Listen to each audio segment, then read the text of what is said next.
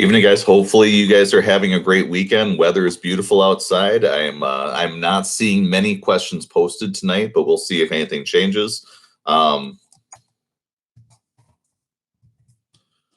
Feel free to post any questions off to the side.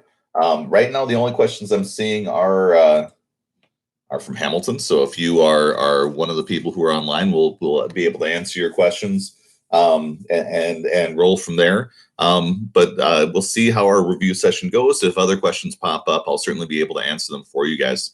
The two questions I'm seeing right now, Hamilton's asking the question number one: which countries were involved in NATO and why does that matter? The countries that you should think about that are most important with NATO are America, Canada, the Western European countries, Turkey, and essentially they're forming a barrier that is up against the Russian controlled territories to form an alliance. So that if the Russians get aggressive with them, then the United States will have a reason to step in, being able to treat those countries like if they get invaded or harassed. We can treat it like an attack on ourselves personally, which will drag us into a war, kind of like we got pulled into World War II with Pearl Harbor, World War One, with renewed U-boat attacks.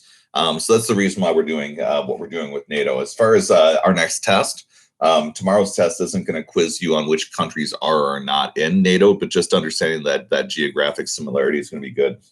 I see your question. What were the benefits that women got from employers during the 1950s and the 1960s? It totally depended on the jobs. But the thing that we need to keep in mind is in the 50s and 60s, women are going to face pretty severe job discrimination and pay discrimination, where many jobs are going to be closed off to them. The phrase that they use to describe this is the glass ceiling, where many women will be living in a country where there isn't explicit laws saying that they can't get jobs. It's just that they're not being considered for jobs that aren't seen as women's jobs, going beyond like secretary or nurse or teacher or a select number of other jobs. And in particular, if you want to find out about that, have a conversation with the grandmothers in your life, and you'll be able to hear some horror stories. My mom was counseled to only have like a few different career choices as she came out of high school in the 60s.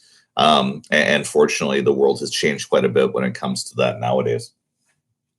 Let me scan through and see. And so as far as benefits go, if you are a woman who is lucky enough to get a job that is prestigious during the time period, they're few and far between.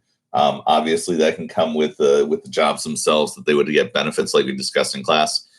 For many Americans, though, the idea is that your initial jobs aren't going to be giving you benefits beyond pay, unless you are working a job that is seen as a good job. And that would be a professional job that's offering things like vacation or healthcare or whatever. Unfortunately, that is the extent of the questions that I have posted here for tonight, and I'm hoping that means that you were in good shape. So I'll hang out for just a little bit longer. Keep in mind that with the tests that we're taking tomorrow on the 50s and the 40s and the 50s, we're only testing through material with the Eisenhower presidency. And so on page 866, where you have JFK's election in 1960, all of that stuff, the 60 election and beyond, is going to be focused on the following tests that we take on chapters 36 and 37.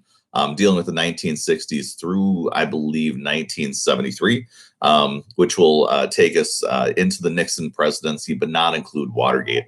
Over the next couple of weeks, then what we'll be doing is we'll be taking a look at civil rights movement. JFK, LBJ is going to be our focus this week. Vietnam War, civil rights movement, if I haven't said so already. And so that'll be the direction that we're heading. Hopefully, then you are in good shape. I will be checking emails throughout the evening as well. And so if you do have questions or problems, feel free to let me know about that. But I don't see any other questions coming in at this point. So I'm hoping that means that you guys are good. You guys have a great night. Good luck with your studying, and hopefully things go well tomorrow.